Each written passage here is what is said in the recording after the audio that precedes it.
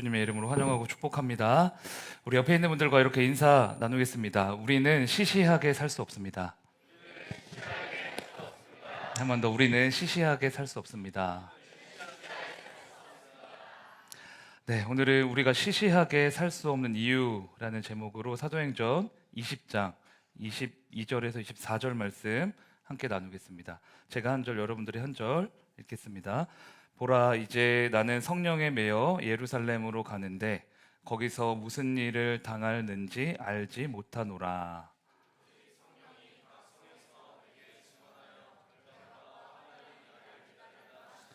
네, 같이 읽을까요?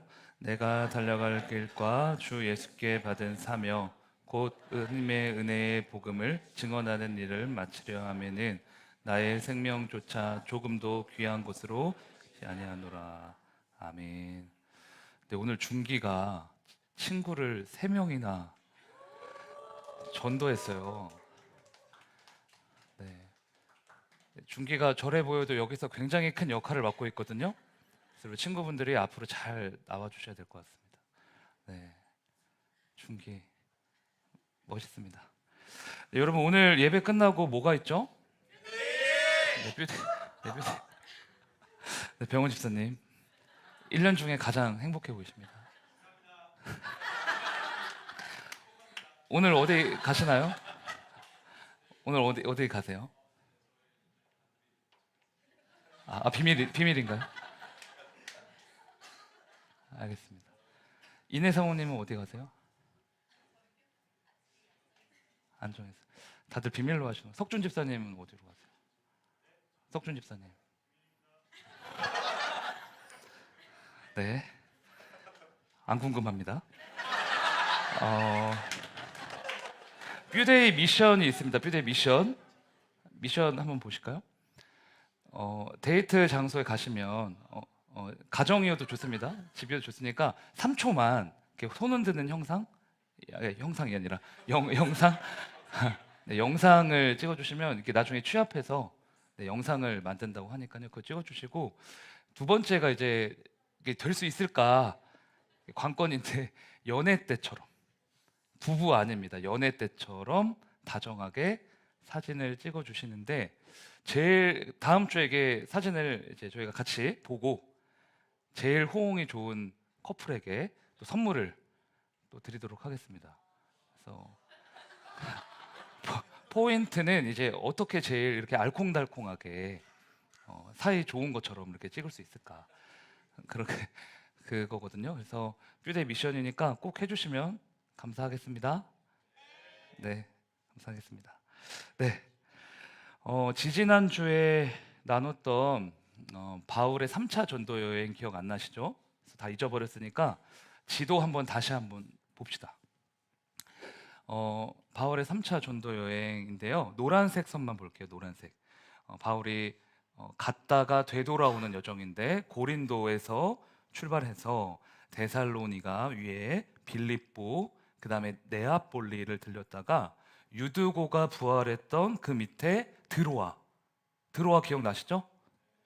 네, 드로아 기억나셔야 됩니다.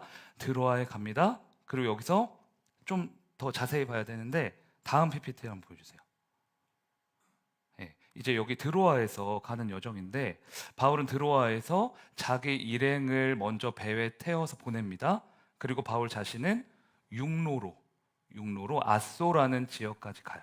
그리고 아소에 가서 먼저 도착한 일행과 합류해서 그때 배를 탑니다. 배를 타고 미둘레네라는 곳을 잠깐 들렸다가 쭉쭉 밑으로 내려가서 어디로 가느냐? 어디로 가요? 네, 밀레도에 도착해요. 여러분, 근데 밀레도 위에 있는 도시가 뭐예요? 에베소. 에베소는 굉장히 중요한 도시였죠? 네, 이제 저 비춰주시면 됩니다. 에베소가 굉장히 중요한 선교 구심점이었는데, 바울이 엄청 사랑하는 교회였는데 왜 에베소에 안 들렸을까? 왜 밀레도로 갔을까? 사도행전 20장 16절에 그 이유가 나옵니다. 바울이 아시아에서 지체하지 않기 위하여 에베소를 지나 배 타고 가기로 작정하였으니 이는 될 수 있는 대로 오순절 안에 예루살렘에 이르려고 급히 가미러라. 유대인들의 3대 명절이었던 오순절이 끝나기 전에 예루살렘에 도착을 해야 하는 거예요. 그래서 마음이 급합니다. 그런데 에베소에 들리면 에베소 성도들이 쉽게 안 놔줄 것 같은 거예요. 왜? 오랜만에 왔잖아요. 왔으니까 설교도 하고 상담도 좀 해야 되고 막 목회 여러 가지 이제 일을 돌아보면 시간을 엄청 잡아먹을 것 같으니까 에베소에 일부러 안 간 겁니다. 지금 바울의 그리고 미션 중에 하나는 오순절 안에 예루살렘에 도착해서 예루살렘 교회의 연보, 여러분들이 이해할 수 있는 말로는 헌금을 전달해야 했거든요. 3차 선교 여행의 큰 목적 중에 하나가 예루살렘 교회를 돕기 위한 작정 헌금을 모금하는 거였어요. 근데 이때는 뭐 붙이는 게 없잖아요. 사람이 직접 가서 다 받아야 되니까 다 돌아서 받은 거죠. 예루살렘 교회가 기근 때문에 또 여러 문제 때문에 굉장히 힘들었거든요. 그래서 바울이 여러 교회를 다니면서 헌금을 모금하고 그걸 빨리 전달을 해야 되니까, 그래야 에베소 성도들이 밥도 좀 먹고 힘도 내고 파이팅 할 수 있으니까 에베소가 아닌 밀레도에 가게 됩니다. 예루살렘을 빨리 가려고. 그래서 바울은 예루살렘으로 떠나기 전에 에베소의 장로들을 자기가 있는 밀레도로 초청해요. 그리고 그 유명한 고별 설교를 하게 됩니다.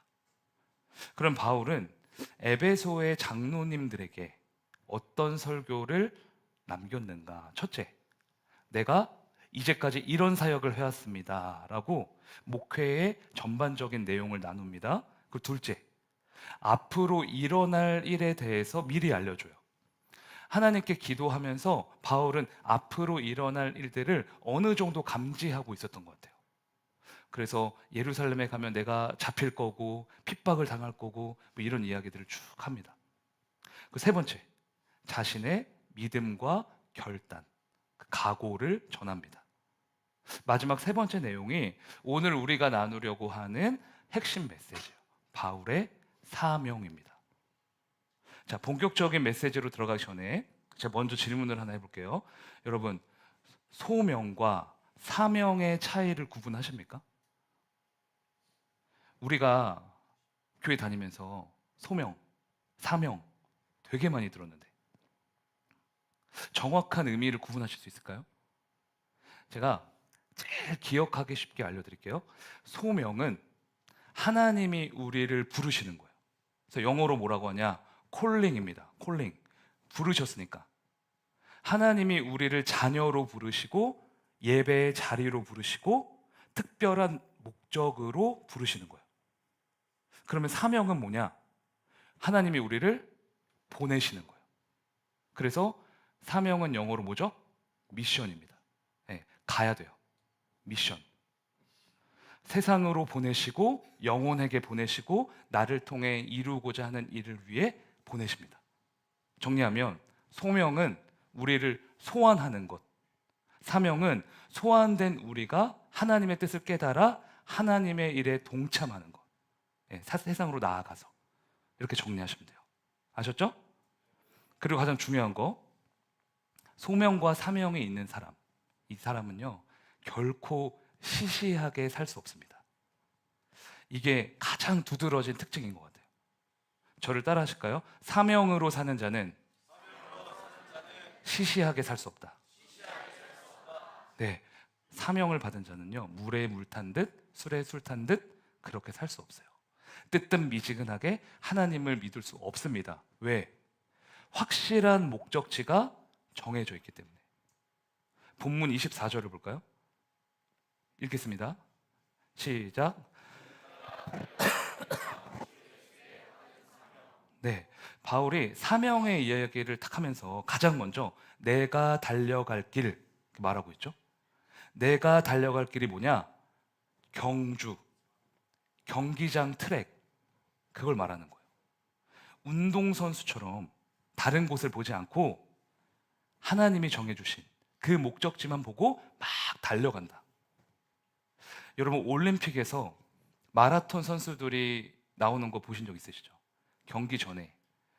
근데 그 선수들이 시합 전에 동네 마실 나온 것처럼 막 경기장 삥 둘러보고 막 선수들끼리 잡담하고 그래요, 안 그래요? 안 그래요. 절대 안 합니다. 마라톤 선수들이 경기 뛰기 전에 눈을 잘 보세요. 그 선수들의 눈은요, 목표 지점만 바라봅니다. 트랙을 돌아서 골인해야 할 그 곳만 뚫어져라 보는 거예요. 수영 선수들도 마찬가지예요. 박태환 선수가 수영 시합 전에 귀에 못 끼고 나오죠, 여기? 헤드셋 끼고 나오잖아요. 왜 헤드셋을 끼겠습니까? 일체 다른 소리 듣지 않겠다. 마인드셋을 하는 거예요. 나는 오직 결승점만 바라보고 달린다. 사명이 이런 겁니다. 흔들림 없는 삶의 방향이 생기는 거예요. 경주마처럼 그것만 보고 미친 듯이 달려갑니다. 사명은요, 하나님이 우리에게 주신 특별한 꿈이에요. 장래 희망과 달라요. 물론 장래 희망을 통해서 사명을 감당할 수도 있습니다. 그러나 사명은 조금 더 특별해요. 어떻게 특별한지 말씀드려볼게요. 내가 분명히 이게 싫어하는 건데 계속 마음을 주세요. 예를 들어서 나는 초등부 아이들이랑 안 맞아요. 애들이랑 얘기해 본 적도 없어요. 근데 자꾸 초등부 교사를 해야 한다는 마음을 주시는 거예요. 내 생각과 다른, 내 성향과 다른 성령의 마음을 부어주시는 거죠. 또 있어요. 나는 목사가 될 생각을 한 번도 해본 적이 없어요. 저도 마찬가지입니다. 그런데 어느 날부턴가 계속 마음을 두드리시는 거예요. 찔림도 주시고. 그럼 보통 어떻게 하냐? 거부합니다. 잘못 들은 척. 하나님, 저는 아니죠. 제가 잘못 들은 거죠. 그런데 계속 말씀하시고 상황을 주시고 내가 항복할 때까지 설득하시는 거예요. 그러면 그게 하나님이 여러분에게 주실 사명일 가능성이 높아요. 내 성향과 다른, 내가 꿈꿔본 적 없는, 내가 한 번도 생각해 본 적이 없는 길로 인도하시는 거예요. 그래서 사명은 성령님의 강권적인 인도하심과 계속되는 설득이 특징입니다. 내가 하는 게 아니에요. 하나님이 하게 하시는 거예요. 내가 가는 게 아닙니다. 하나님이 그 길에 내가 서게 하시는 거예요. 그래서 바울도 사명 이야기를 하면서 성령의 강권적인 역사, 그걸 얘기해요. 본문 22절, 23절 보실까요? 보라, 이제 나는 성령에 매여 예루살렘으로 가는데. 23절, 오직 성령이 각 성에서 내게 증언하여. 바울은 복음을 전하라는 사명을 받았죠. 그래서 이번에 예루살렘에 가서 복음을 전하려고 하는데 그때 성령님이 말씀하세요. 예루살렘에 가면 너는 반드시 잡힐 거고 큰 환란이 있을 거야. 근데 여기서 중요한 게 뭐냐? 환란이 있기 때문에 피하라는 게 아니라 환란이 있어도 그곳에 너만 할 수 있는 일이 있기 때문에 가야 한다는 거예요. 힘들어서 안 가고 두려워서 안 하고 내 뜻대로 안 되니까 포기하는 건 하나님의 뜻이 아니라는 겁니다. 성령께 붙들려서 성령께 순종하여 해내라는 거예요. 내 힘과 능력을 의지하지 않고 성령에 매인다면 해낼 수 있다는 겁니다. 하나님이 주신 결승점을 바라보면서 미친 듯이 전력 질주할 수 있다는 거예요. 그래서 지금도 하나님이 나에게 주신 사명이 뭔지 잘 모르겠다, 이런 분들은 성령님의 세미한 음성을 구해 보셔야 돼요. 그거는 구해야 하는 문제입니다. 사실은 내 고집 때문에 하나님의 사명을 모르는 경우가 허다하거든요. 내 목소리가 너무 커서 하나님이 나를 통해 이루실 계획은 정작 못 듣는 거예요. 여러분 안에, 제 안에만 계신 게 아니라 여러분 안에 성령님이 다 계세요. 자꾸 물어보시고 간구하시고 간절하게 구해보세요. 하나님은 이미 여러분 각자만이 할 수 있는 일을 예비해 놓으셨습니다. 그 성경에 그렇게 써 있어요. 그리고 또 사명을 받아서 우리가 그 길을 가고 있는데 중간에 주저앉은 분들, 아니면 힘들어서 포기하려고 하는 분들은 잘 들으세요. 그런 분들은 성령의 파워와 성령의 힘을 구하셔야 됩니다. 정말 하나님이 주신 사명이 맞는데 그냥 내 입맛대로 포기하려고 하는 일이 또 허다하거든요. 그럴 때 우리가 자주 하는 말이 뭔지 아세요? 저는 알고 있어요. 여러분이 저한테 뭘 말할지. 목사님, 기도해 볼게요. 맞죠? 목사님 기도해 볼게요. 현원이가 막 고개를 끄덕끄덕 하는데 성령님이 네. 기도해 볼게요. 이게 뭐 어떤 뜻이냐? 안 할 수 있는 구실을 최대한 그럴듯하게 만들어 볼게요. 맞죠? 사명을 주셨는데 그걸 해낼 수 있는 능력이 부족하면 성령의 파워를 구하셔야죠. 왜 포기할 생각부터 하십니까? 바울을 보세요. 결박과 환란이 기다리고 있지만 성령에 매여 가겠다는 거잖아요. 내가 달려갈 길과 주 예수께 받은 사명, 그거 이루기 위해서 나의 생명조차 조금도 아까운 것으로 여기지 않겠다. 그러니까 사명자는, 사명이 있는 사람은요, 큰 산을 보고 주저앉지 않아요. 그거 보고 유턴하지도 않아요. 큰 산이 있으면 그 산보다 훨씬 더 큰 하나님의 능력을 구해서 성령의 힘으로 말미암아 그 산을 넘어버리는 거예요. 그게 사명이에요. 하나님이 주신 분명한 목적지가 있으니까, 그건 타협할 수 있는 대상이 아니니까 성령님과 함께 거침없이 전진하는 거예요. 후퇴가 없어요. 전진. 불도저입니다. 불도저. 그래서 옆에 있는 분들 모시고 이렇게 인사해 볼까요? 성령의 불이 붙은 불도저로 살아갑시다. 네, 여러분 연애할 때만 불도저 하지 마시고 성령의 불이 붙은 불도저 되시길 바랍니다. 네, 저를 따라 고백하겠습니다. 성령에 매여 전진하겠습니다. 네, 워렌 위어스비 목사님의 시편 산책이라는 책을 보면 양들이 머무는 우리, 그것에 대해서 이렇게 설명을 해요. 양의 우리는 비천하고 낮은 곳을 의미한다. 그런데 우리의 목자 되신 하나님은 비천하고 무지하고 약한 양 같은 우리들에게 주목하신다. 이것을 보면 하나님은 직업의 귀천을 보시는 분이 아니라는 걸 알 수 있다. 즉, 우리가 대단한 일을 해서 관심을 가지시는 게 아니다. 하나님 보시기에 성도들이 많이 모이는 대형 교회에서 목회하는 목사가 귀할까? 아니면 시골에서 20명도 안 되는 노인들을 대상으로 목회하는 목사가 귀할까? 여러분, 누가 귀할까요? 누가 귀하다고 생각하세요?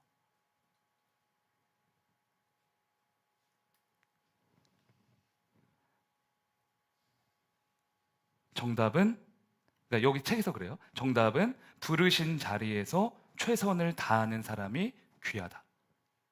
작은 시골 교회든 대형 교회든 하나님이 부르신 그 자리에서 하나님이 맡겨주신 일을 최선을 다해야 하는가, 그게 가장 중요하다. 그래서 이렇게 이어서 얘기합니다. 목사라면 목회하다가 죽을 사람처럼 하라. 의사면 환자 치료하다가 병원에서 죽을 사람처럼 하라. 교사면 아이들 가르치다가 교단에서 쓰러질 것처럼 최선을 다하라. 그것이 사명이다. 사명을 가진 자가 어떻게 살아야 하는지 알려주는 거죠. 시편 78편 70절 71절 한번 볼까요? 같이 읽겠습니다. 시작.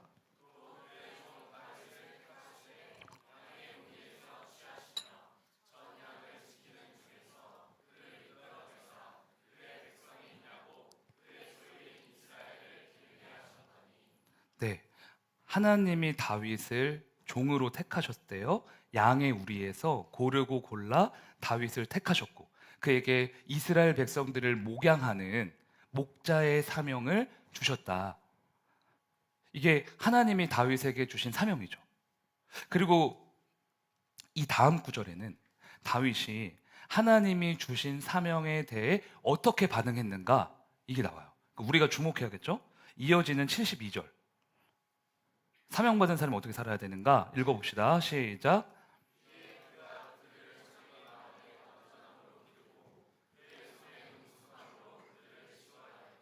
아멘. 제가 개인적으로 참 좋아하는 구절입니다. 그의 손에 능숙함으로 그들을 지도했다. 능숙했다는 게 뭐예요? 성실했다는 거예요. 손에 굳은 살이 100일 만큼 그 백성들 한 사람 한 사람을 최선을 다해 기르고 양육하고 지도했다는 겁니다. 그래서 능숙해졌다는 거예요. 여러분 저에게 뭘 원하세요? 목사님 저에게 뭘 원하세요? 저한테 특별한 능력 원하십니까? 제가 내일 어떤 미래를 예언하기를 원하십니까? 아니죠. 그런 거 원치 않으시잖아요. 여러분이 저한테 원하시는 건 목회에 대해서 성실하고 이 말씀에 대해서 성실하게 연구해서 성실하게 전달하고 성실하게 성도 한 분 한 분 위해서 기도하고 그거 원하시죠? 그게 여러분들이 목사에게 기대하는 바 아닙니까? 똑같아요. 그 잣대를 똑같이 여러분 자신에게 두시면 돼요. 하나님이 맡겨주신 사명에 대해서 능숙하십니까? 여러분 손에 굳은 살이 있으세요? 하나님이 맡겨주셨기에 내가 이것만큼은 다 마스터한다. 최선을 다해 순종한다. 여기서 무조건 칭찬받는 직원이 된다. 이런 마인드가 있으시냐는 거예요. 하나님이 우리를 평가하시는 기준은 최고의 결과 아닙니다. 최선이 있었냐는 거예요. 그걸 아셔야 돼요. 하나님에게는 실패 아무것도 아니에요. 하나님에게는 뭐 업적, 명성 이런 거 아무것도 아니죠. 필요 없죠, 하나님한테. 그런데 최선을 다하지 않는 건 문제가 돼요. 마태복음 25장에는 달란트 비유가 나오거든요. 그 이야기를 보면 어디론가 떠나는 주인이 3명의 종을 불러다 놓고 이렇게 말합니다. 나는 이제 떠나야 되니까 내 소유를 너희에게 맡기겠다. 잘 관리해라.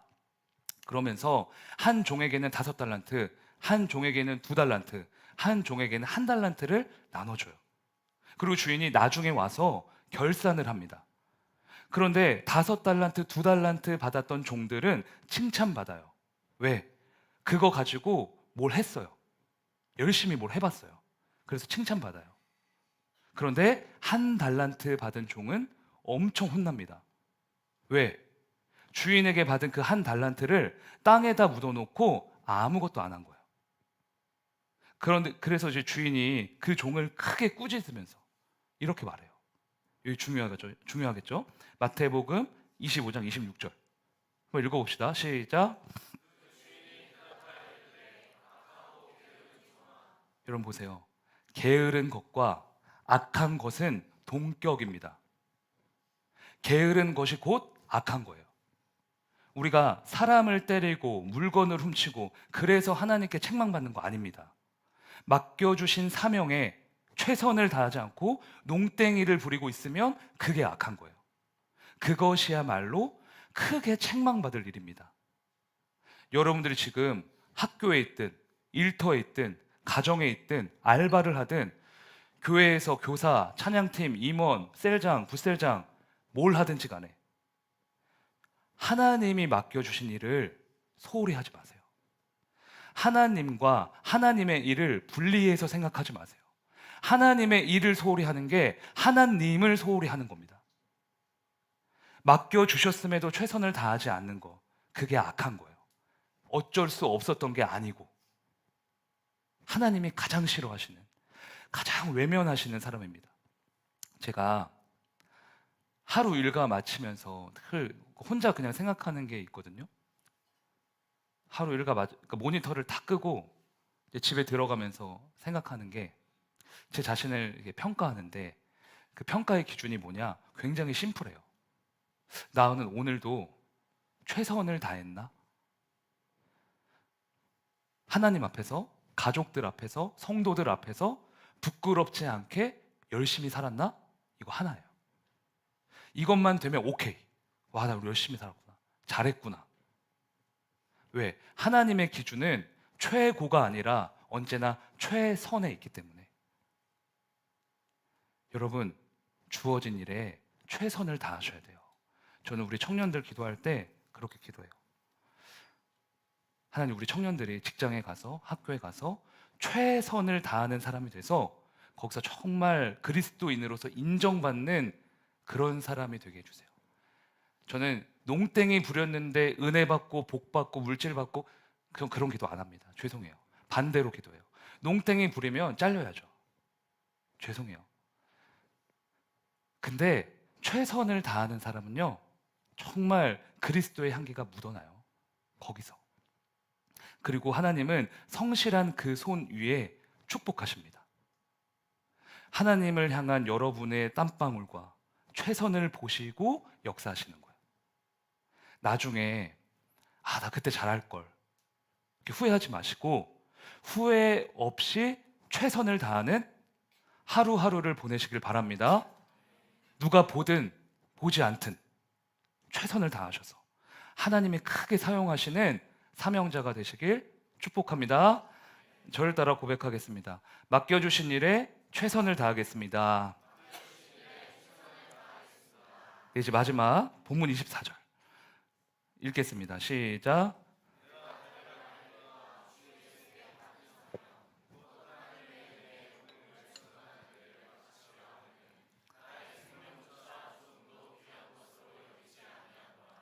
이제 사명의 마지막을 보니까요, 바울은 사명을 죽음과 연결하고 있습니다.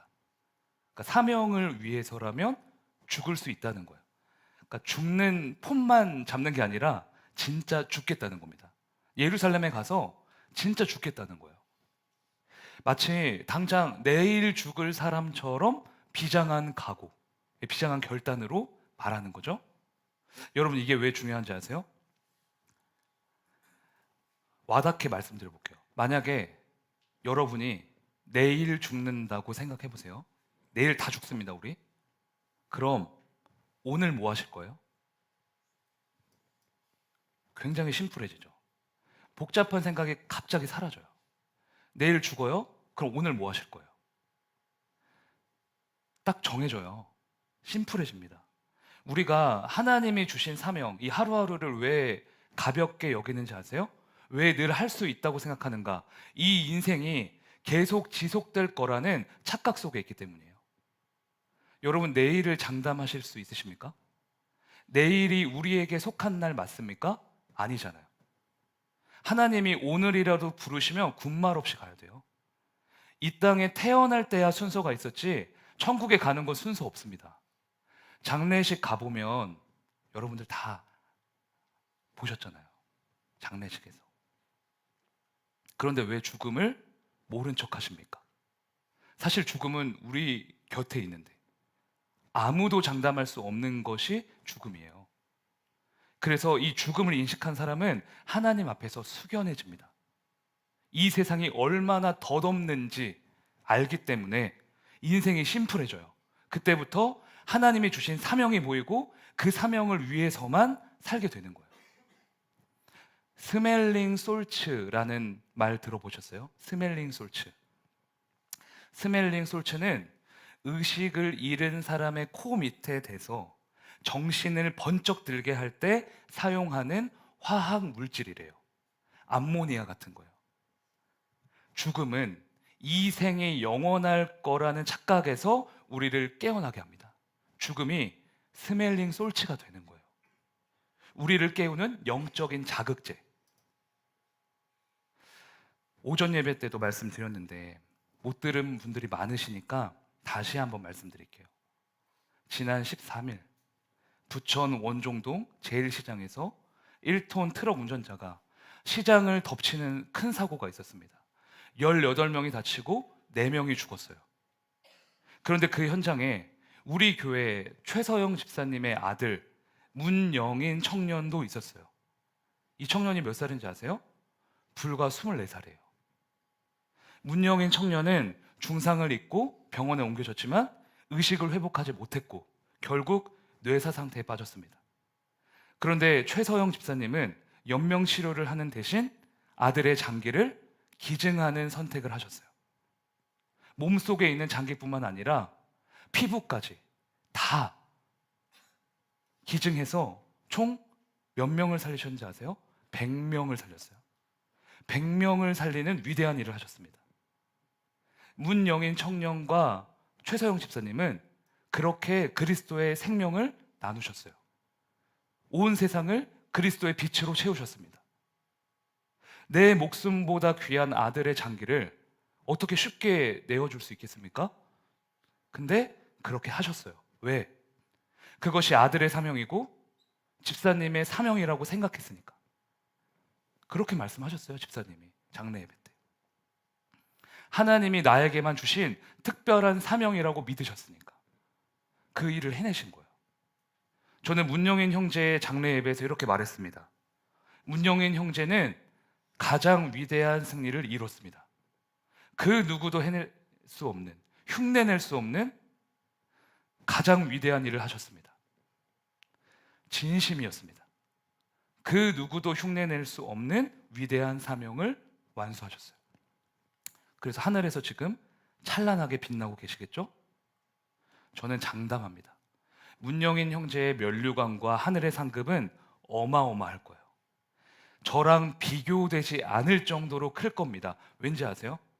짧은 생애를 살았지만 그 생애는 하나님의 사명을 완벽하게 이루는 위대한 인생이었기 때문이에요. 사랑하는 형제 자매님들, 죽음을 두려워하는 것이 아니라 영적인 자극제로 사용하셔서 내가 뭘 위해서 살아야 하는지, 이 땅에서 내 목숨을 걸고 최선을 다해야 할 게 무엇인지 밝히 아는 지혜로운 성도들이 되시기를 바랍니다. 죽음을 바라보면서 거추장스러운 것들 다 떼버리시고 결국 흙으로 돌아갈 것에 집착하지 마시고 오직 표대를 향하여 하나님이 주신 사명을 향하여 힘차게 달려가는 우리 모두가 되기를 주님의 이름으로 축원합니다. 저를 따라 고백하겠습니다. 나의 생명조차 아까워하지 않겠습니다. 네, 오늘은 주님 나를 택하사 찬양하면서 우리가 사명의 길을 가겠다고 함께 결단하겠습니다.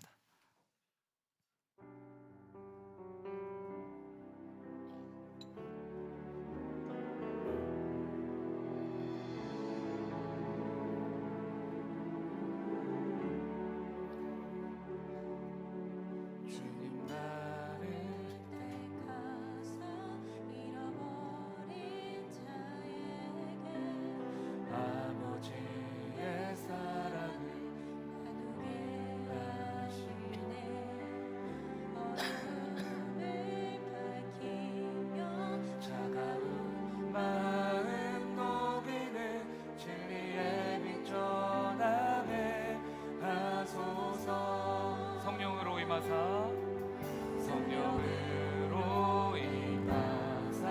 소망 없는 자에게 생명의 그 말씀을 전하게 하시네.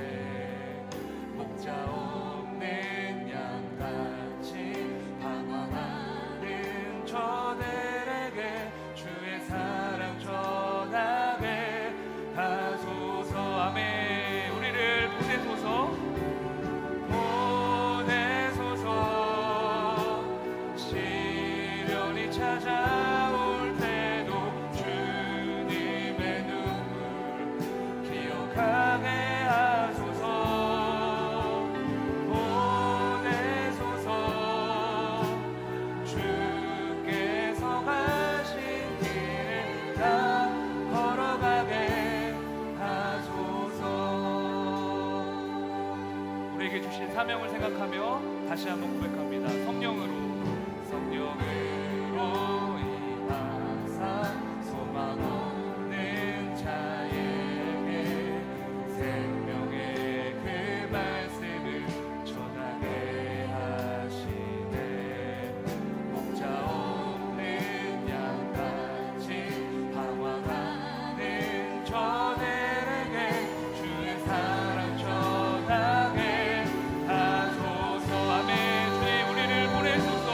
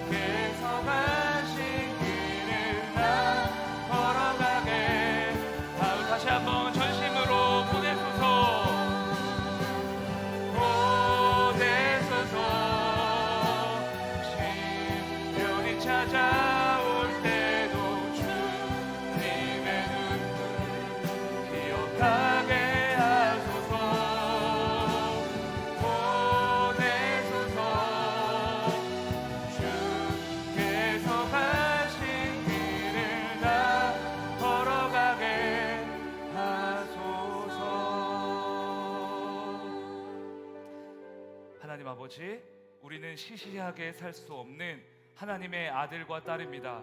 나를 성령으로 사로잡아 주시옵소서. 맡겨주신 일에 최선을 다하며 나의 생명조차 아까워하지 않는 사명의 길을 걷게 하여 주시옵소서. 이 시간 주님의 이름 부르짖고 함께 기도합시다. 주여.